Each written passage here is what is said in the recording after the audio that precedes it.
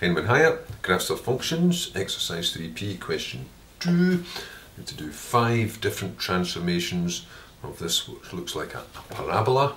Only one point of information, and that's that turning point, because that's the only one I can put in with any certainty. You could maybe guess there, maybe make 2, 1 and 3, but you can't assume that.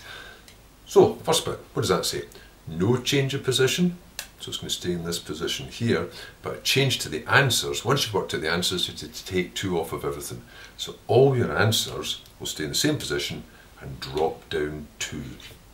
So it'll look like this, where the only thing you know for certain is that that turning point is now at 2, or you could put it explicitly at 2, 0, and you don't really know any other points on this graph. So that'll be the first one. 2b, this time, no change to the answers.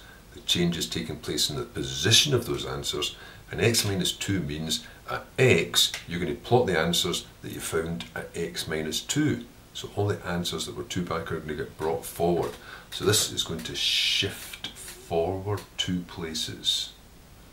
Again, you're not exactly sure where that goes, because you don't know if that was necessarily a negative one. I just know where that turning point is. So it'll look like this, where I know that that must have the same answer 2, only shifted forward 2, so that must be at the point 3, 2. There's no other point I know for certain. C, y equals negative f of x. No change in the brackets, no change to the position of the answers, it'll stay centred here. Change to the answers in that all the answers will become negative, so the whole thing will just flip upside down. Well, I know that those will cross there. The 2 zeros will stay as 0. I don't know exactly where they are. This is the point I know. Instead of 1 along 2 up, I've got 1 along 2 down, like this. The point at the bottom must be still at 1.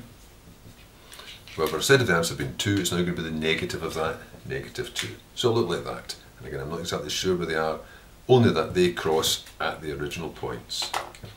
D, y equals f of negative x. No change to the answers.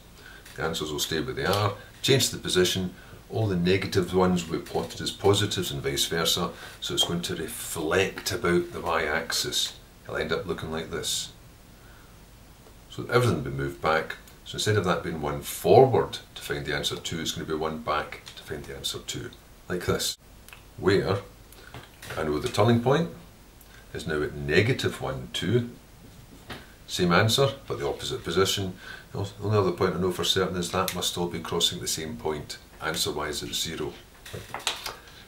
E, y equals 3 minus f of x. No change to the position of the answers.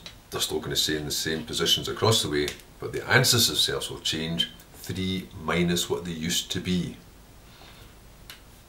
So that here the answer used to be 0, the answer will now be 3. Here the answer is 0, it'll now be 3. It's just unfortunate I don't know where those points are. But here, where the answer was 2, the answer will be 3, take away 2 is 1. Or taking it as 2 parts, it would be this.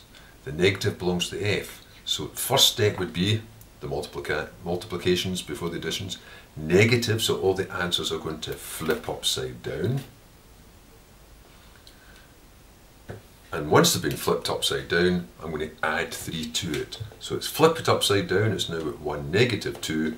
Move it up 3, so it's now at 1, 1, as before. So it looks like this, where that turning point is at 1, 1. Same position, 1, because there was no change to the x. Answer though, 3 minus the original, 3 minus the 2, 1. Other points have moved up, but I didn't know where they were exactly to begin with, so I can't put those ones in. Right, that was 2.